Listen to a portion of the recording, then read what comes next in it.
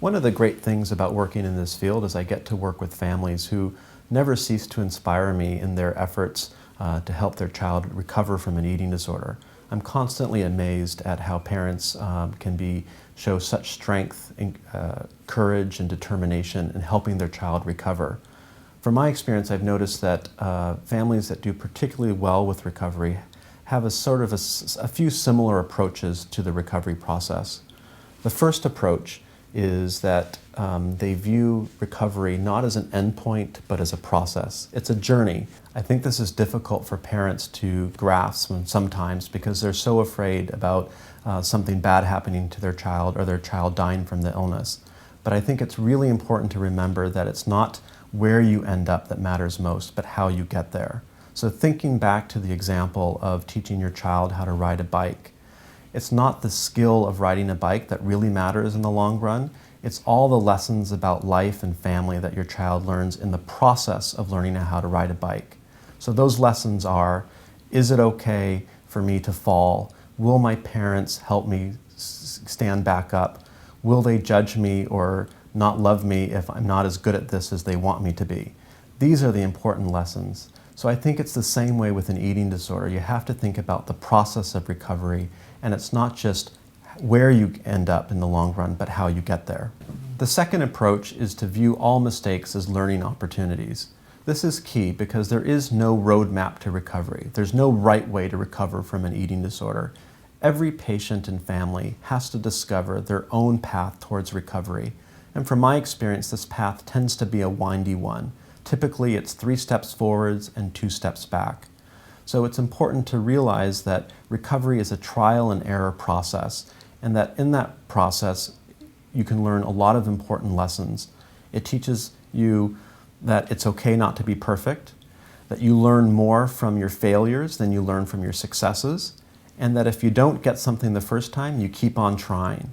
These are incredibly important lessons for somebody with an eating disorder to learn, because people with eating disorders have a tremendous fear of failure.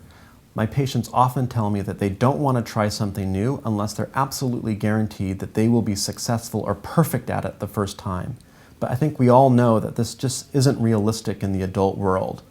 The third approach is for parents to be open and curious about change in themselves. I think it's important to realize that the patient is not the only person who changes through the recovery process. We all change. I, as a psychiatrist, am constantly changing how I think about eating disorders, treatment, and recovery based on my experiences with my clients. And parents need to realize that they're going to change too. In fact, the whole family is going to change. Recovery doesn't mean going back in time and for everybody to be the same person they were before the illness started.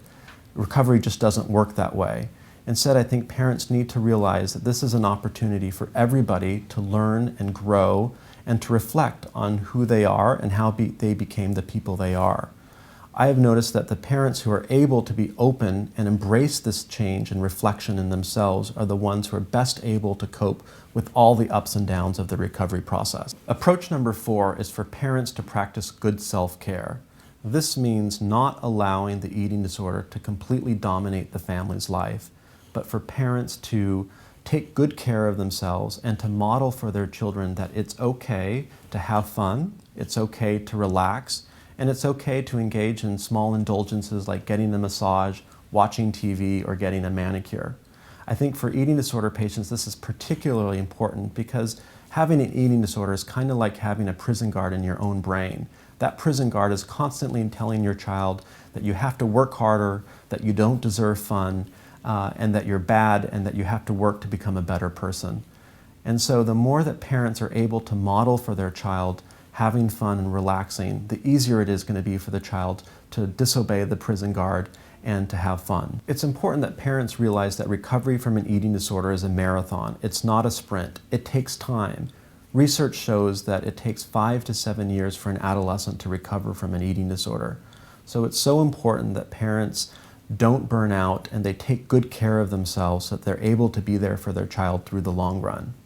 Even though eating disorders are very serious illnesses, they're also highly treatable illnesses. In fact, research shows that the vast majority of adolescents fully recover from their eating disorder. So when parents ask me, Once somebody has an eating disorder, does that mean that they will always struggle with eating and have an eating disorder? And my answer is invariably no.